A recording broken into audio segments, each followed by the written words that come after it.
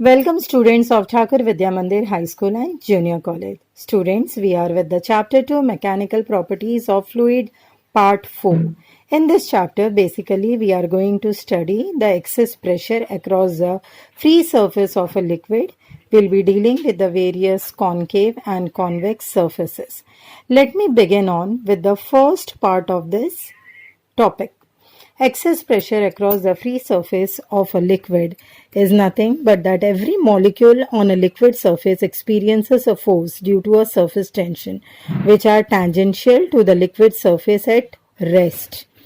When I take it on a plain liquid surface, as you could see in the header, that there is a small cube on which you could see the forces acting on both ways. This is a planar free surface which is showing that the resultant force due to the surface tension, that is the Ft on the molecule at a point, is 0, and the force initially itself decides the pressure, and the pressure at the both the points, that is if I consider it as A and B, are going to be same. That is why the force is directed towards both the sides. Let me come on to the convex liquid surface. Now, as you see in the diagram, students, you could be seeing that there are two forces acting out here, that is the force of the molecule A and the force of the molecule B. When we talk about the surface of the liquid is convex, and the resultant force due to the surface tension, that is the Ft on the molecule at B, is vertically downwards, and it adds up to the downward force Fa. This develops a greater pressure at the point B, which inside the liquid and on the concave side of the meniscus. Therefore, the pressure on the concave side, that is inside the liquid, is greater than that on the convex side, which is outside the liquid. So these are the conditions which are seen in the convex liquid surface. Let us move on to the conditions which are seen for the excess pressure across the free surface, and this is going to be, students, on the concave surface. Now you could see it out here that there is a again force acting Fa on the molecule B, molecule A, and Ft which is acting on the molecule B. Therefore, the surface of the liquid is the upper concave, and the force due to the surface tensions, as I mentioned, are in the opposite directions, which you could see in the diagram. The net downward force is responsible for the pressure at B, which is less than Fa. This develops a pressure on the concave side of the meniscus, and the pressure on the concave side is greater as compared to that on the convex side. I hope both these topics are clear to you all. Let us now consider the formation of the drops and the bubbles. Liquid drops and small bubbles are spherical in shape because of the forces of surface tension dominate the gravitational force. These forces always try to minimize the surface area of the liquid. A bubble or a drop does not collapse because the resultant of the external pressure and the force of surface tension is smaller. Let us cite this example through this diagram where you could see the two pressures acting. The pressure P naught shows you the pressure which is outside the drop, and the pressure Pi shows you the pressure inside the drop which is greater than P naught, which is outside. Therefore, the excess pressure inside the liquid drop is given by P minus P naught. Let us go through the derivation of this and find out what is the surface tension which is actually felt due to the excess pressure. Now let the radius of the drop increase from R to R plus delta R, where delta R is very small. Let the initial surface of the drop be area 1 is equal to 4 pi r square, and the final surface of the drop area 2 is equal to 4 pi multiplied by r plus delta r square. When I go on to the second area, that is area 2, my 4 pi would be expanded with a plus b the whole formula, and I get r square plus 2 r delta r plus delta r square. When I expand it further, students, you could see the formula, that is 4 pi r square plus 8 pi r delta r plus 4 delta pi r square. Thus, the increase in the surface area of the drop is, that is dA is equal to, that is A2 minus A1, and it could be written as 8 pi r delta r. Now when I speak about, that is the work done in increasing the surface area, that is dA, it is similar to the work which is done, which would be multiplied by tension multiplied by that small increase in area. And after multiplication, students, we get the final formula, that is the small work done is equal to force multiplied by delta R. Let us proceed further to the next part of this derivation, which gives you the final formula. Therefore, the excess force which is given by is excess pressure multiplied by the surface area. Capital F is equal to pi Pi, that is the internal pressure minus the external pressure P0, which is multiplied by 4 pi r square. Now this, if I equate on, when I equate on with the tension multiplied by the 8 pi r delta r, which was actually the difference in the areas, that is the area 2 minus area 1, I would be equating it with the force which I've mentioned above. I get a final formula, that is the pressure internal minus the pressure external or the outside is equal to twice the tension divided by R, and this equation gives the excess pressure inside a drop, which is called as the Laplace law of spherical membrane. Let us move on to one more concept, students, which is capillary action. A tube having a fine bore approximately 1 mm is taken and it is open at both the ends, that is why it is called as a capillary tube. If one end of a tube is dipped in a liquid which partially or completely wets the surface of the capillary like water in a glass, for example, you try to drink the cold drink by a straw, the level of the liquid in the capillary rises.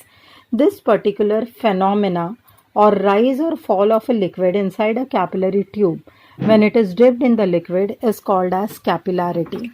Here I have given you two examples, that is a cloth rag which sucks water, or it can be a simple example of oil rises in the wick of a lamp.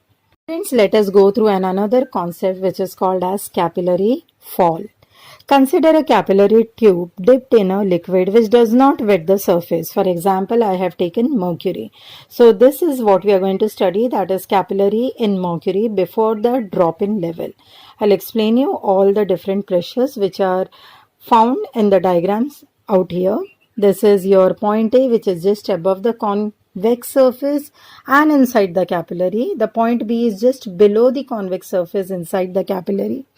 Point C is just above the plane surface outside the capillary, and point D is just below the plane surface.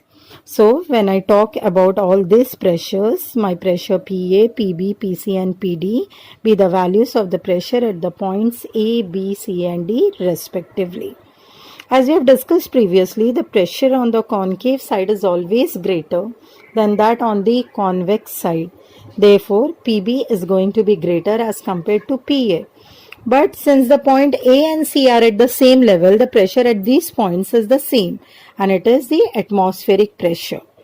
Let us consider the points C and D. Since they are at the same level, I will write down all the pressures, that is the PA is equal to PC is equal to PD. My point B and D are at the same horizontal level. Let us understand the condition where your mercury level falls down or there is a drop. Consider this case or this diagram where you could see, in order to maintain the same pressure, the mercury in the capillary rushes out of the capillary. Because of this, there is a drop inside the capillary, as you could see in the diagram. That is, your point D is showing a depression in the level of the mercury. So this was all about the capillary fall. Let us, students, go to another concept which is called as capillary rise. Now capillary rise basically occurs because of two things.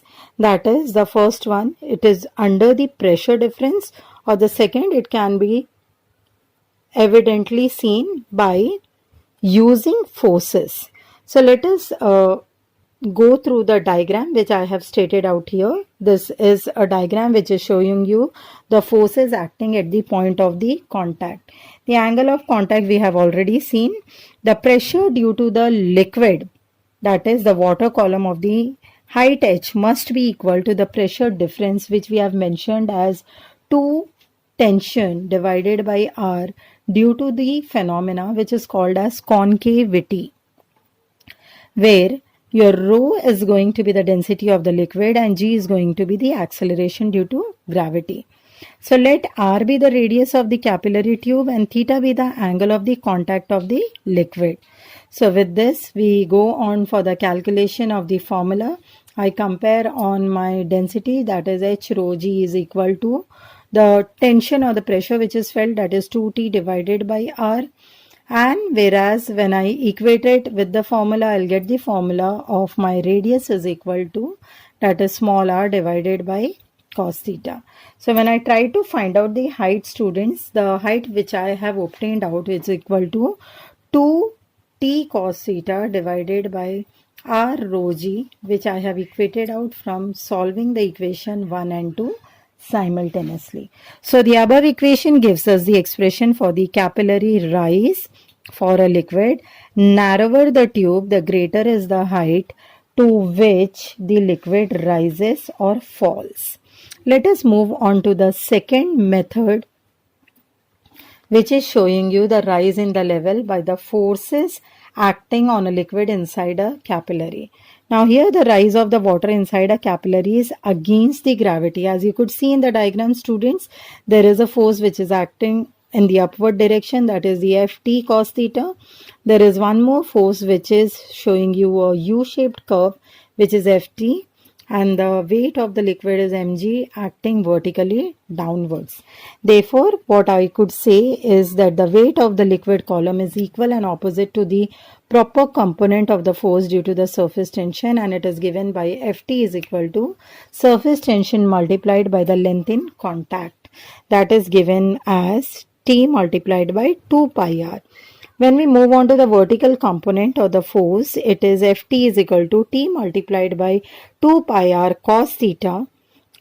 Ignoring the liquid in the concave meniscus, when we try to find out the mass of the liquid, considering the volume which is present in the capillary, the mass is represented by pi r square h rho, where the weight of the liquid in the capillary is equal to, which is pi r square h rho g. So when I compare on the two equations, that is the vertical component and the mass of the liquid, the height which I would be getting is 2t cos theta divided by r rho g. So this is the height which is found out by using the formulas. The same way you can find out the value for the tension which is present by reversing the formula around. The same expression is also valid for the capillary fall as discussed earlier. I hope all the concepts of the capillary rise and fall are clear to you all. With this, we move on to the assignment question, students. The first question coming around is derive an expression for the excess pressure inside a liquid drop. Second, explain the formation of the drops and bubbles. Third, explain the capillary action, which is one of the important questions from both point of view. Derive an expression for the capillary rise for a liquid having a concave meniscus using the different methods. Students, for the reference, you can go through the link which I have mentioned about here. Please thoroughly go through the topics, make correct diagrams and prepare. Thank you, students.